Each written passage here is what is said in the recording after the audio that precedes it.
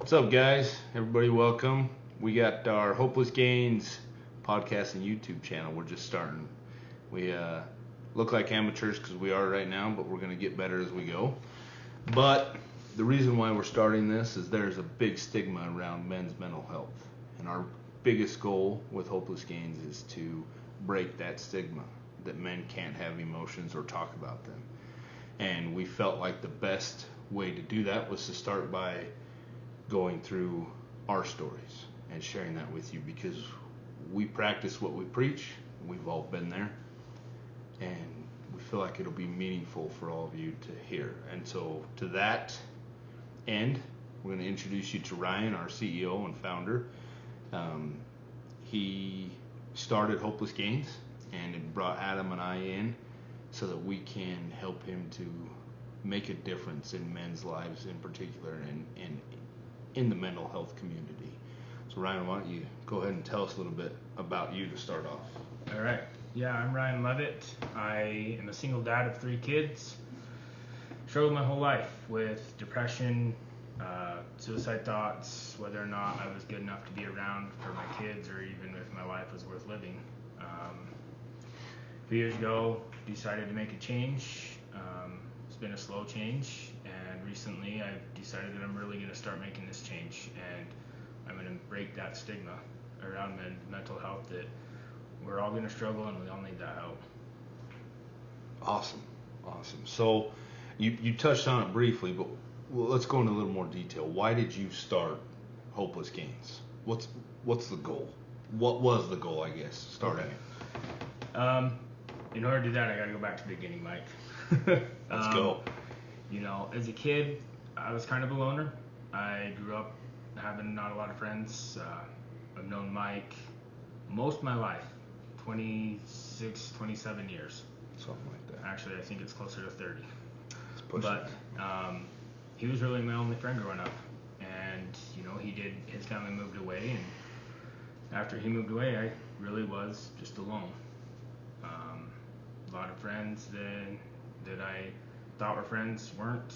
And as I started going through high school and all these, my senior year, I lost 7 people to suicide. And that really started to affect me at a younger age, at 17. Like, how can I keep losing all these people? And it was really hard.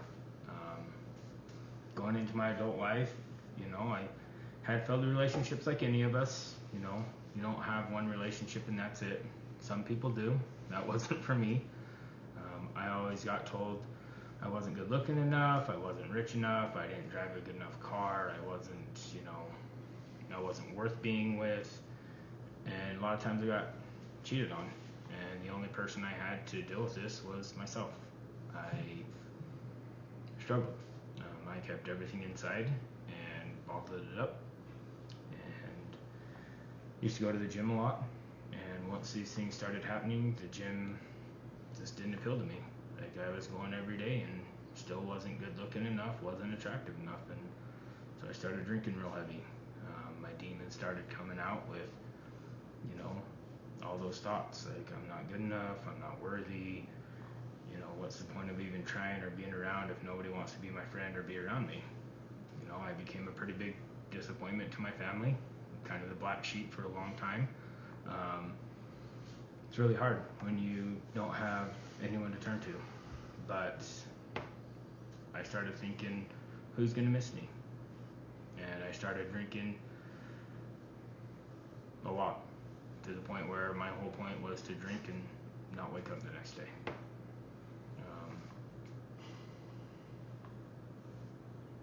I was 20, 21, and at the time I met this great girl, I thought.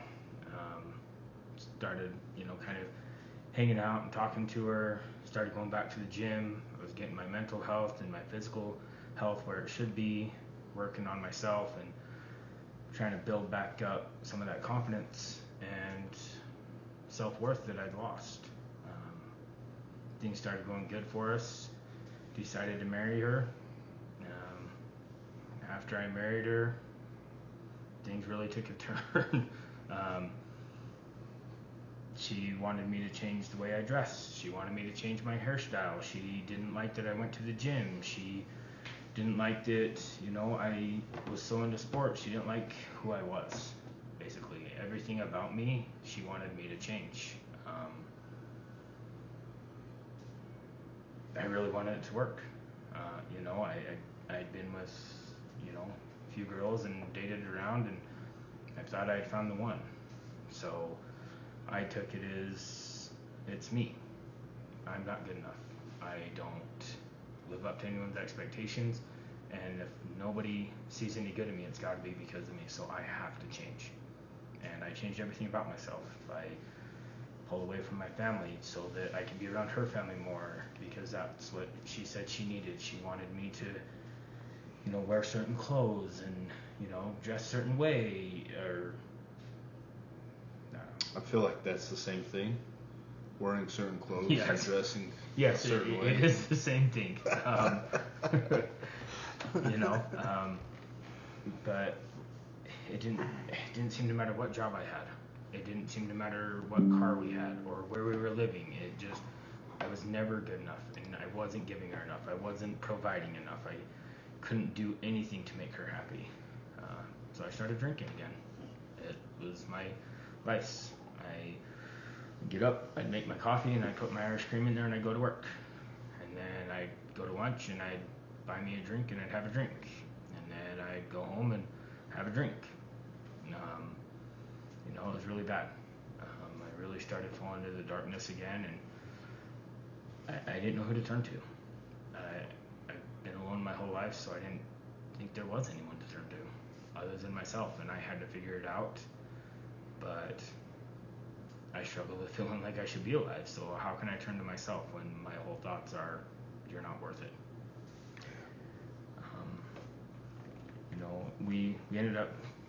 She ended up getting pregnant, and we had our first kid. There's nothing I wanted more than to be a dad. I was so excited. And he's a good kid. Thanks. Yeah, he is. And so I started the gym. I quit drinking.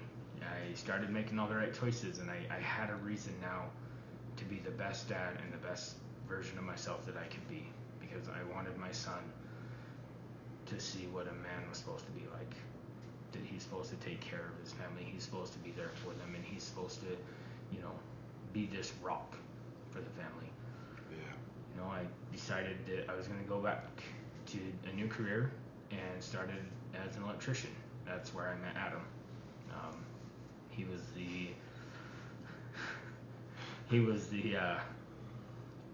on the first job I went on as an apprentice. I had just barely started school and everything, and we were putting in 12 to 18-hour days.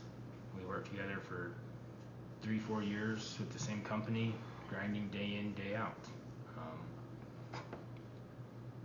But it still didn't matter. I still felt worthless. I still didn't feel good enough. I still felt like I was a loser. How could I provide for this kid when I'm barely scraping by to pay my bills, but yet I'm working 12 to 18 hours a day? Got pregnant with a second kid, had to get a second job on top of that. It was really hard. I was ridiculed by my ex. She would say that I didn't make enough money, so then I get a second job, and then it's I'm not home enough, and I'm not doing enough. So I was, my day consisted, I'd get up, I'd grab my breakfast, I'd go to work, I'd come home, I'd cook dinner, make sure the kids and her got something to eat, I'd do the dishes, clean up what I could, I'd go to my second job, then I'd come home from that, I'd make breakfast. I used to make breakfast burritos for my kids, and I'd make sure that they always had some that were ready to go in the morning, so they had breakfast every morning. And didn't matter. I still wasn't a good enough husband for her. She still wasn't happy with me. I still couldn't do anything right in her eyes. Feeling like a failure as a husband and as a dad in your whole existence is to be a husband and a dad. That's all I had. Yeah. I had Mike and I had Adam, and we did stuff. We did, guys' nights and things like that, but I still just always felt like I was letting my kid down, and that he deserved a better father, somebody else in his life that could take care of him and give him the things he needed, and I wasn't that person, is what I felt. After I'd been working as an electrician for 3 years, still, day in, day out struggles. I was on a job in Provo with Adam. I was cutting into a ceiling, and the people that had ran wires there before left them sitting on top of the ceiling, and I ended up cutting into 408 with a Sawzall. It tickles a little. It tickled a lot. Just a little. Sweet bet. I melted my boots to a ladder. I got knocked on my ass, and I blew up the Sawzall. I laugh about it now, but at the time it was pretty scary. I had a screw in the bottom of my shoe that I didn't realize that grounded me. So I'm just grateful that it wasn't in my foot. Otherwise, I probably wouldn't be here today. I got home that night. I didn't feel like anything was really wrong when I got home. I didn't go to the second job. I was just at home relaxing. Got up about, it was 11:30, 12 o'clock at night. Went up to go to the bathroom, and in my old bathroom, you walked in and you had your bathroom, and then you had your shower next to it. I was going to the bathroom and started getting really dizzy and started seeing stars. And next thing I know, I woke up inside of my tub over the side of it, and I was seizuring. I was shaking uncontrollably. I couldn't get my body to stop. There was blood all around me. I knew I was having a seizure because my mom's a nurse and my dad was a medic, and I'd been through some medical training, so I knew what was going on. While I was in the middle of that, my ex came in, and instead of asking, "Are you okay? What's going on?" her first response is, "Are you drinking again? Are you drunk? You're gonna wake the kids." I wasn't even fucking good enough to see if I was okay, and I was supposed to be her husband. I've got blood pouring out of my head. There's the washcloth bar on the shower busted in half because I hit it with my head. There was a hole in the side of the tub because of my elbow where I'd hit it, and her concern was whether or not I had drank, not to see if I was alive or if I was okay. I don't remember you ever telling me that story. I don't know if I ever did. What's wrong with you? Honestly, I buried a lot of stuff. I can tell. Good. Get it out. Doing this has really put a lot of things into perspective for me, for my life, especially from my first marriage and where I was at and what I was willing to sacrifice. Also showing me what I'm not willing to sacrifice anymore. Good. Nice. After that night, I really started struggling. I really started hating myself again. If my own wife doesn't care whether or not I'm alive or dead, her only concern is that I might wake the kids, then what does my life matter? The one person that I thought I had didn't care if I was okay. How much did we talk during that time? A lot. You showed me the dent on the tub, and I believe you got in trouble for that. Yeah. For showing him the dent? No, for the actual dent. For like breaking the tub. Because I broke it when I fell. She was pissed off at me and didn't know what we were going to do to pay for it, and was mad that I broke it. Not that I was okay, but she was more mad that the tub was broken. So a tub that didn't belong to us in our own house was more important to her than me. And Adam may kill me for this.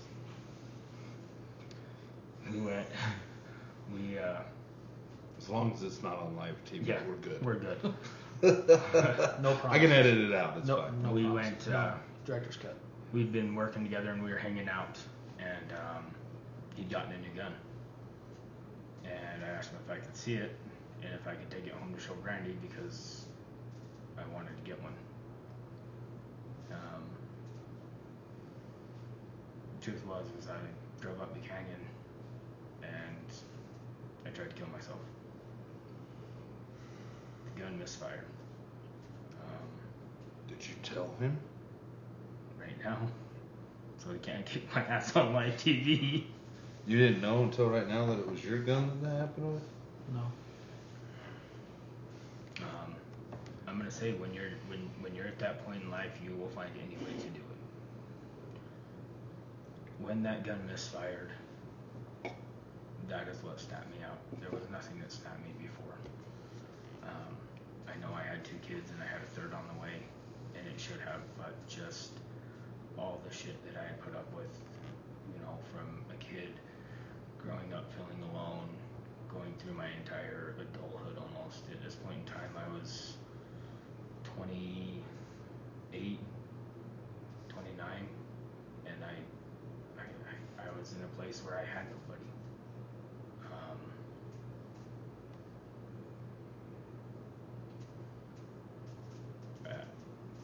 I should have left, but I continued to try and make it work because we had 2 kids and I did love her, and I tried to stick around with the third kids coming, and I tried to stay focused. I tried to continue to go to the gym. I think I was hitting the gym harder then than I had in a long time, and I was starting to break some of the demons that were in my head. I was getting rid of some of them. It was starting to help. What was the phrase that we said to one another when we were having bad episodes or a bad day? Do you remember? No. It's still your set. Yeah. We did say I like that. Yeah. We need a shirt with that on it. In case you don't know, Hopeless Gains Apparel. We're not just teaching about mental health. We also have apparel, hats, shirts, shorts. Bags. Soon to have gym bags. Nope, we have gym bags. We have them already. Yep. Added them a couple days ago. Awesome. That's new to me. I haven't been on in about a week, but check out hopelessgains.com. that needs to be a shirt on hopelessgains.com. It's still your set. Yes. To anyone watching, before you continue, it's still your set. Don't take the coward's way out. I just had to say that. Okay. We'll edit me out and say we'll edit this part. Not me saying that, 'cause that was important. I needed to say that. The rest right of now. this? Just us right now. Okay. Yeah, I'm gonna edit that. Okay. Give it like a 2-second pause here, and then start again. Sorry. So stayed with her. I was trying to work on myself. I started thinking that maybe I was the problem. That's kind of how I perceived myself I was the problem. So I decided to change me. I still was going to the gym, but I started trying to fit into her life and fit into the things she wanted me, and the mold she wanted me to, the mold her family wanted me to, instead of being who I wanted to be and what made me happy. And who do you want to be? What makes you happy right now? Just tell us. My Even kids. if that's different than what it was then. Your kids. My kids and the Hopeless Gains. Those are the things that bring me motivation and joy into my life right now. And my new girlfriend. You can edit that out. What the hell? We don't? No. I hate you. Get out of my house. You lied to me? Yep. Said I'm out. So 2 years went by, and I was at work. I obviously, with being shocked, I could no longer work as an electrician. The state revoked my license. Shocking.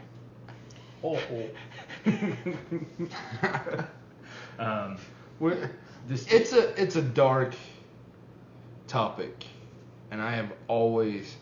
We're talking about your suicide attempts. Yeah. This is not a light topic, but I have always. I scare people out of movie theaters because I laugh at darkness, at dark parts of movies.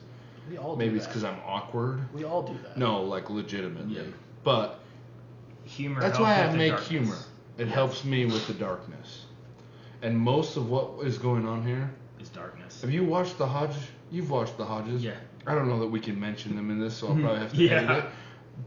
But they sit and bullshit back together. Like, that's what their whole thing is. Yeah. And there's a lot of this that you probably think I'm going to edit out that I'm not going to. Because that's who we are. That's who we are. And we're going to make this as authentic as we can. I agree. And so there's a lot of this that's staying in here. Good. Yeah. Whether you like it or not, it is. Yeah. So I'm glad you're on board, because it is. Because I'm still the watching. one with the computer and stuff. So there, I get to say. You have the power. All right. Pause again and then start over. We're gonna be I don't remember where it was at. We're gonna be here all fucking night. Oh, it was shocking and. You had to find a new job Yeah. because you couldn't be an electrician. I was like, shocking. So I was working, doing door-to-door sales. I was a manager. I was working late, and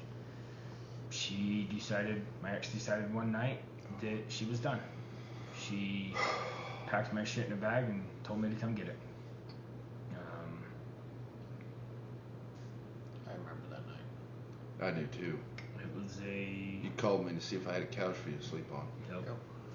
It was a really, really dark time. And I wish I would have said yes, because maybe you wouldn't have gone as dark. Maybe. I had something going on. I don't even remember what, though. You were in Ohio. Is that what it was? Yeah. Okay, so you didn't call me to see if I had a couch.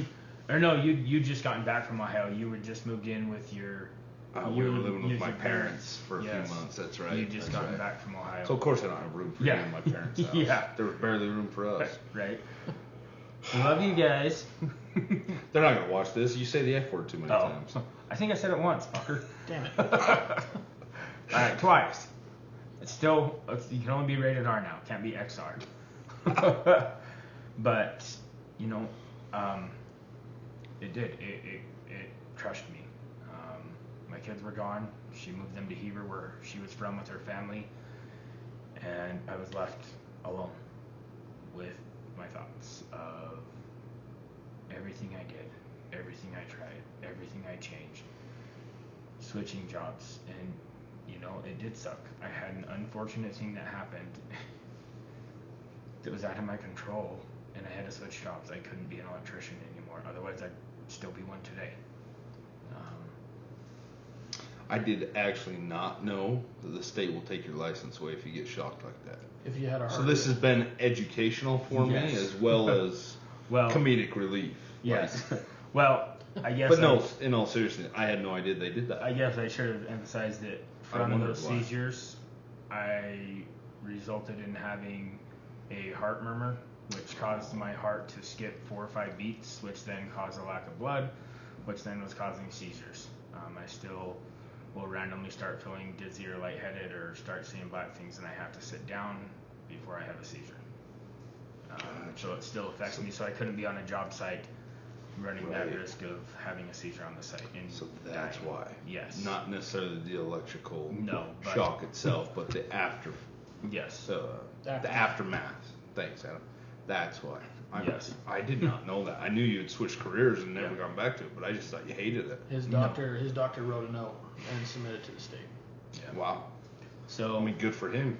Yeah. Trying to keep you alive. Yeah. Right. Somebody I didn't want cared it about at you. the time.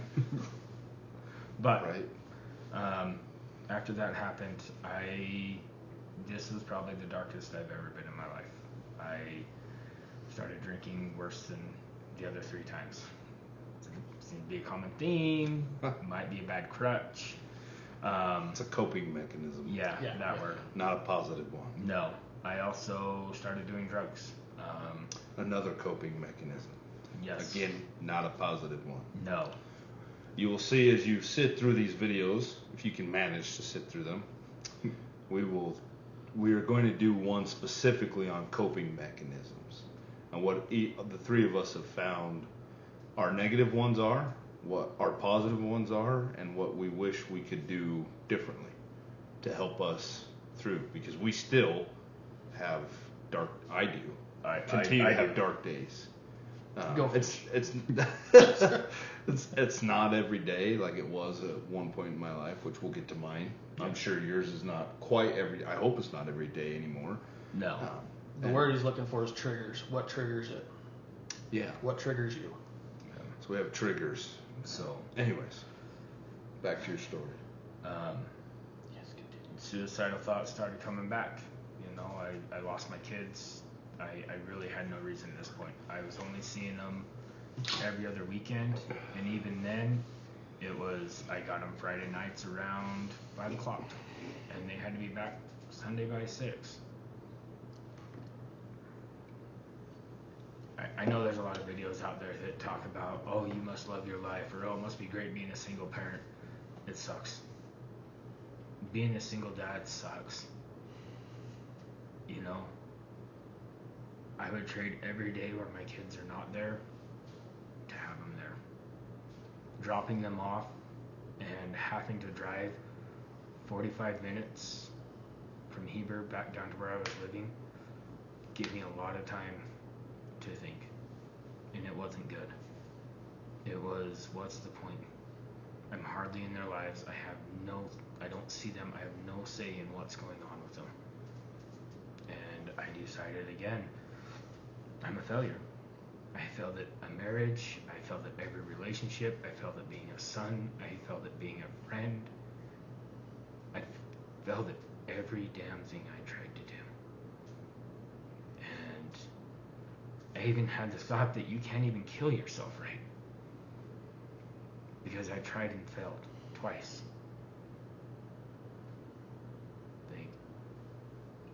I was so messed up. I was ready to end it all. I called Mike so I could come see him, because I had made the decision that I didn't care how, whether it was driving my car off a cliff or something. That was the night. But I wanted to see Mike one last time. I think Adam was in... I was in Colorado. Yeah, I was in Colorado. I was talking to Mike, and he gave me the hard truth. No way about it. Mike talked to me on the phone and said, I can't. You are too dark. I love you, but Jess is terrified you're going to pull me down. Back. Down.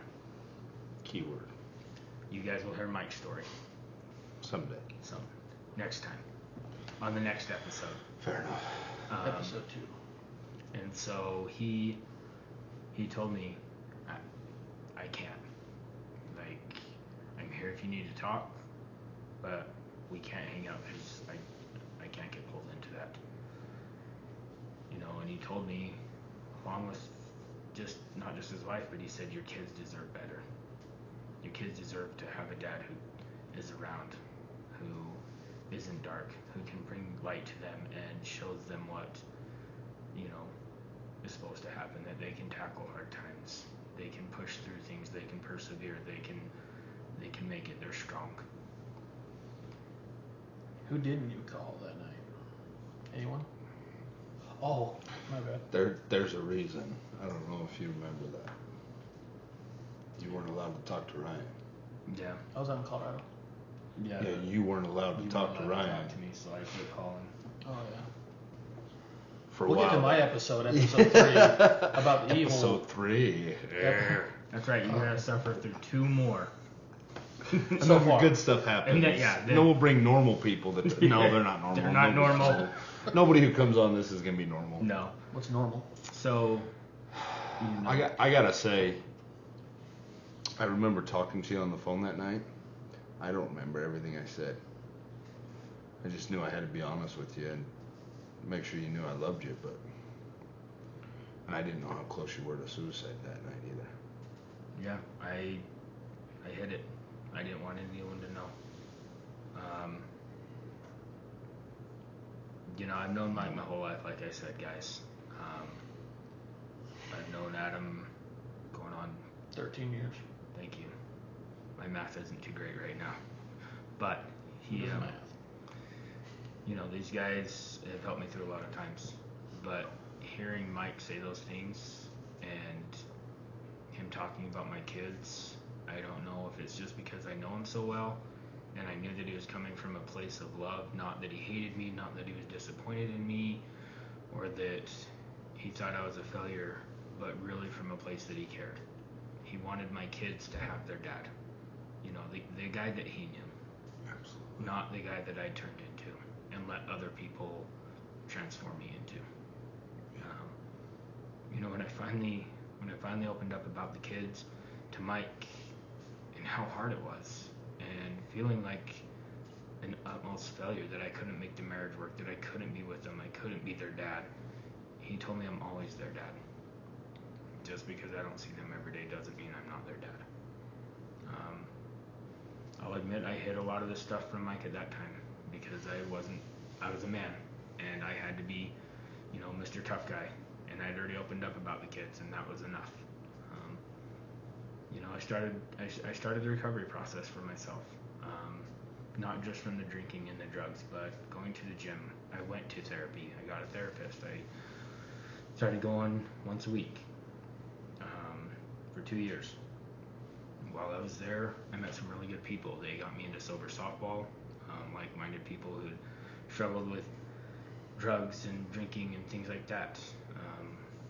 And I continued to play that because it helped me have like-minded people around. I still play to this day, and it's one of the things that I'm grateful for. I started rebuilding my relationships with Mike, with Adam, with my family. You know, I had a lot of damage that was done during my marriage, not just from my choices, but from the things that happened with my wife and ex-wife and my family seeing it and me disregarding it. And they saw the pain and the hurt that I had gone through. You know, when I was in therapy, though, I didn't ever feel like the doctor really understood what I was coming from. You know, I'm looking at this doctor who's driving a fancy car. He's got the big house. He's got the wife, the kids, the rich life, as I was calling it at the time. And here I am struggling, 2 jobs, 3 jobs, picking up ends meet, doing whatever I can to survive. How is he going to relate to me? He's never been in my shoes. He hasn't had to grind day in and day out. I was living in Pleasant Grove with my cousin and my ex-brother-in-law. I know that's really weird that I was living with my ex-brother-in-law, but me and him were like brothers. You know, we're still really close to this day. We still talk. But I lost 2 more friends to suicide, and then somebody that me, my cousin, and him all knew committed suicide. We were all sitting around one night just kind of talking about it, and I felt guilty. I told him I felt like I should have reached out or talked to him more. We should have invited him to do more. You know, we should have seen something. We should have noticed that something had changed. But he also hid them. Hindsight's always 20/20. Yeah. But he also hid those problems. It wasn't until after the fact that we learned what he was going through, what he was struggling with, and a lot of it was the same things. You know, single dad, working, grinding, not making it, feeling worthless. You know, he had a lot of the same feelings that I think a lot of us men have. I don't think there's a man out there that hasn't at one point in time or another felt like what he's doing wasn't good enough. I decided that I wanted to open up that night. I opened up to my cousin and my ex-brother-in-law. We started talking. I told them about the darkness I had gone through, the times I tried, and how it consumed me, and how I had this mental blockage that I couldn't talk about it to anybody because I had to be a man, I had to be a rock, I had to be strong. My job was to get up, go to work, provide, and shut my damn mouth and not say anything else. I think that's bullshit. The more I hear myself say it, the more angry I get at myself for ever thinking that is ever the way that I should have been. Had I reached out sooner, I wouldn't have had all these darknesses around me and almost cost myself my life, cost my kids their dad.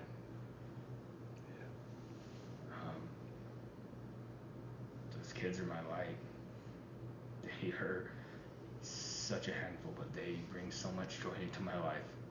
and I could not imagine leaving them with unknown answers of, why is my dad gone? They were too young. They wouldn't have known. But as they got older, they would have wondered, why did my dad leave? Why wasn't I worth staying around for? I didn't ever want my kids to feel like they weren't worth loving, or that they weren't worth sticking around for. I started doing a lot of research. I was looking for programs for men's mental health to see if there were people to reach out to if men were struggling, and there really wasn't a lot. There still isn't a lot of options or programs for that. There's not. That's when, talking to my cousin and my ex-brother-in-law, I came up with the idea for Hopeless Gains. The reason it's Hopeless Gains is because life can feel hopeless.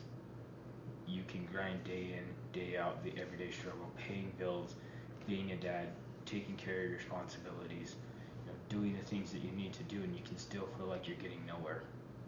But it's not true. All of those things that feel hopeless, you're gaining something. You're gaining traction.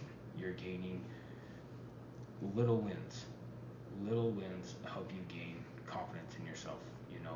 You go to work, you get a raise, you get a, hey, great job, thanks for coming in, thanks for doing this for us. These little things help you continue to grow and feel better and realize that you're on the right path. And that's kind of where I came up with that name, was Hopeless Gains, because we're all trying to gain something in this life, despite how hopeless it feels at times. Oh, only at times for you? All the time. All the time. Probably 9 times out of 10. Yeah. Seems like you take one step hopeless. forward, you fall 10 steps back. Yeah. But you just have to take that one step forward, I found. Every day. Every day. My cousin and my ex-brother-in-law, we started doing some things. We got a few shirts and things made, and I have one of the original tank tops. The original tank tops. I'll wear it with pride when I'm feeling skinny. And I can't fit mine, so and then life pulled us apart. My cousin was military. He got shipped out to Iraq. He didn't know how long. Could be anywhere from 12 to 18 months. We tried to communicate the best we could, but he was in a war zone.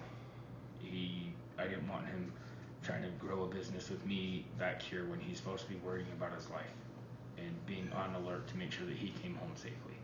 Yeah. My ex-brother-in-law got a great job in Salt Lake, and it was closer to where his son was at, so he moved back up there, and I moved to a house in Orem. I moved from one place in Orem to another place in Orem. So life kind of just drifted us apart as far as continuing with Hopeless Gains. We still talked, we still communicated, but it just kind of, between the military for my cousin, I was again working 2 jobs, trying to make ends meet again, and my ex-brother was working a job and had his kids. Just got kind of hard, and Hopeless Gains just kind of fell to the wayside. So I think that ties us in with the next great question that I have. Is why? My question was, why are you continuing to grow? But I guess why, in a sense, did you resurrect Hopeless Gains? Because that's essentially what you've done. Is you've resurrected it, brought in 2 guys who are probably not as good as your original partners, but we're here and we're trying. So why? What? You said it fell apart. Life happened. What made you start again? I moved in with Adam. I was in a place in Orem, and I decided moving with Adam because we were both looking for a place. I decided I was going to go to developer school. Where is this in Orem? Provo. Whatever. The one on 9th East? Yeah. Okay. Yeah, the one that was across the road from you. And by across the road, I mean that way. Yeah, gotcha. But, I was working, COVID hit, I decided that I was still working during COVID. I never stopped, and I decided to go back to school to be a developer. My sister's husband, he was a developer. He really liked it. He was showing me some stuff. I really got into it. It was really fun for me. I enjoyed what I was doing, so I put myself through school. And then I went and got a career at Namify. During this time, Hopefully they don't mind the shout out because they just got it anyways. Namify, what's up? I got back with my ex during this time. We were trying to reconcile some things.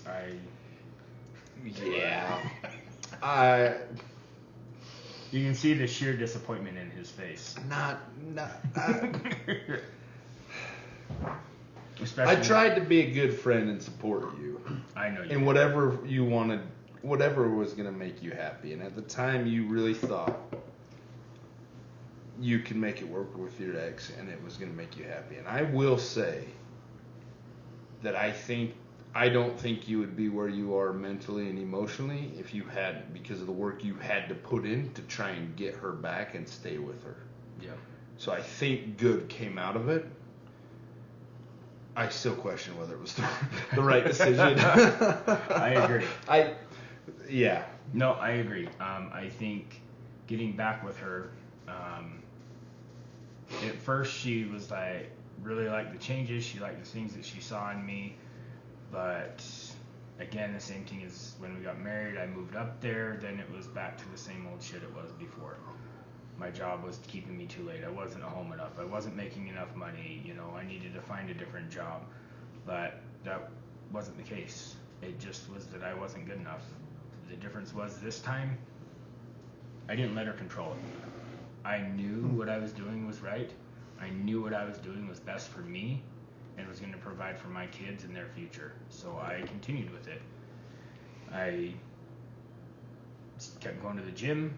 I stayed away from the drinking. I did everything that I had promised myself I was going to stay away from so that I could be the best version of myself for my kids. I was still trying to do Hopeless Gains. I was still trying to promote it, and I got zero support there. She didn't want me doing it. She felt like it would take me away from the house too much, that I wasn't going to be able to succeed in it, basically tearing me down, trying to make me feel like I was a failure at it or that I wasn't going to be able to succeed, to try and kill that dream of mine. I remember the leftover hats you had. That caused a big fight. Yeah. Because you had like 6 leftover hats. Yep. And she was questioning you why you had 6 leftover hats. I'm like, yeah, why not sell them? Yeah. Yeah, why not sell them? Why not? Yeah. Why have extras? So, I was there for a year, moved back up there, changed my whole life again to be up there.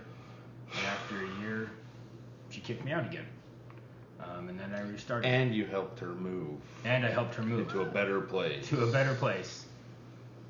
Moved all this by myself.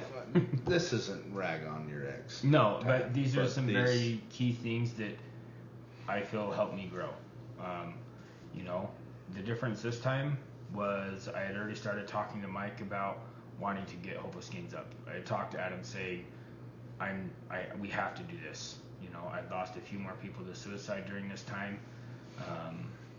And I reached out to these people. I started talking to people more, reaching out to people that I noticed weren't as outgoing or active as they had been in the past. And I didn't want to let it die. I didn't want to lose another person to this crap. She kicked me out, like I said. I restarted. I moved down to Springville.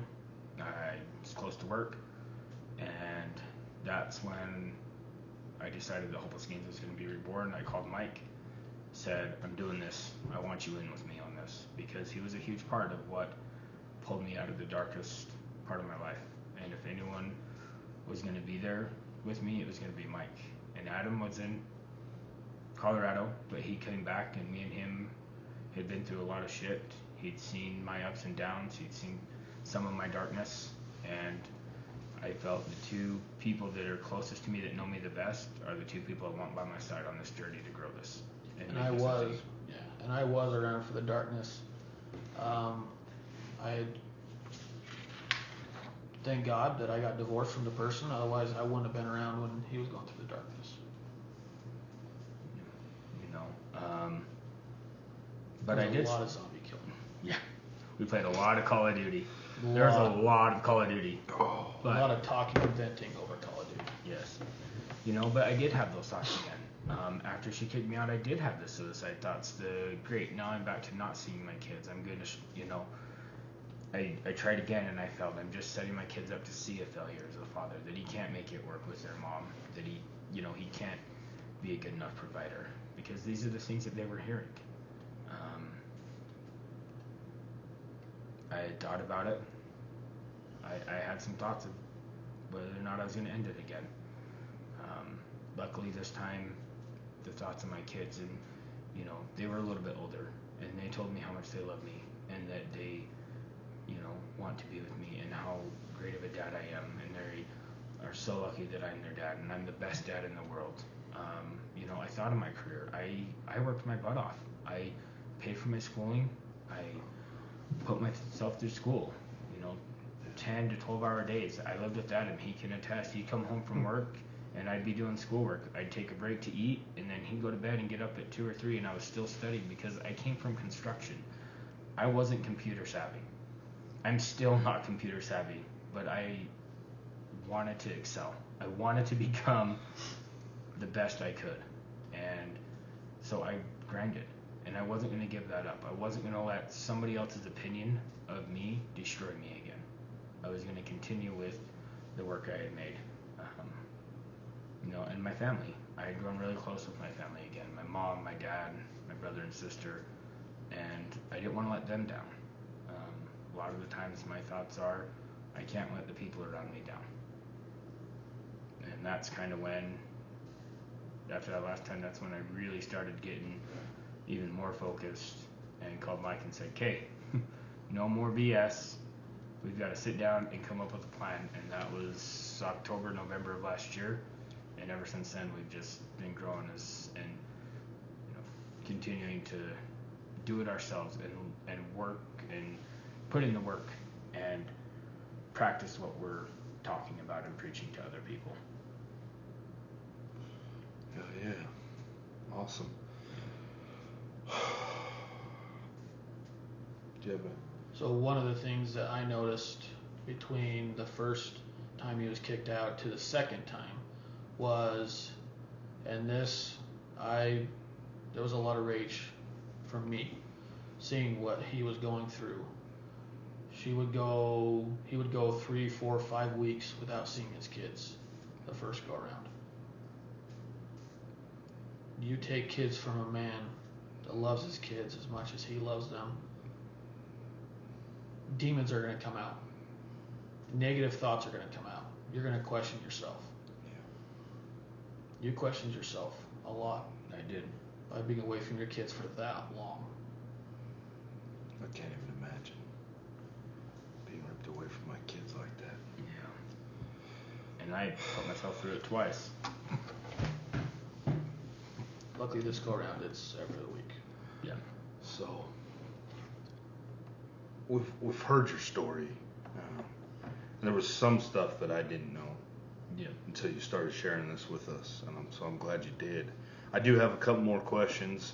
Some of it we're going to save, because I wrote down questions that are about coping mechanisms, and I feel like we need to turn that all into one from all three of us, one episode. So I agree. We'll do that one later, and I don't know how much of this I'm leaving in, but these questions I do want answered. You say you want to break the stigma, but how? How can you break the stigma from around men's mental health? And what are you doing to help end suicide and break that stigma? It's a great question. For me, the biggest way to do that is by me sharing my story, opening up to people. You know, I made connections at work. There's guys that I work with that struggle. I've gotten to know them really well, and letting them know that they have a safe space. You know, I have a buddy that used to go to the gym every day. that I work with. I noticed he hadn't been. He said he hadn't gone for a little while. We started talking, and I opened up to him. I shared my story. I shared the darkness. You know, I told him that I'd been down that road. I tried and I failed, but how grateful I was that I did fail because of where I was at in my life now, and that no matter how dark or awful life may seem, there's always a reason to keep going. Whether it's your kids, if you don't have kids, it's your family. If you don't have family, it's your friends that are close to you, because blood doesn't make you family. These guys are my brothers right here, and I have noticed that by opening up and breaking it with myself, I can't change other people. I can't make anyone else open up to me. But what I can do is share my story and let them know that I've struggled, and let them see me comfortable enough to talk about it and show that I'm not afraid to talk about my mental health. Or, you know, if somebody wants to call me weak or say that, you know, that's not what a man's supposed to do, I can look at him and say it's bullcrap. That is what we're supposed to do. We're supposed to build each other up and be there for each other, and we are allowed to struggle. We're not robots. We're not here to work and slave away and just shut our mouths. We feel just like everybody else feels. And so for me, I break that stigma every day by talking to people, reaching out to people, asking if they're okay, seeing if they need anything, and letting them know that they can open up to me by sharing my stories and situations with them. And have you found that it helps? Has anybody come to you who you were able to be there for them because of sharing, and now they could attribute them still being alive to you? And maybe you don't know that. I don't know, because I didn't know for years. Yeah. But, you know, have you noticed that they'll open up to you at least to help try and work through that stigma? Yeah. Actually, there's 2 or 3 guys that I work with. You know, we're all really close knit together. We work day in, day out. We were all going to lunch and stuff together. And one of them did reach out. He let me know that he wasn't doing okay.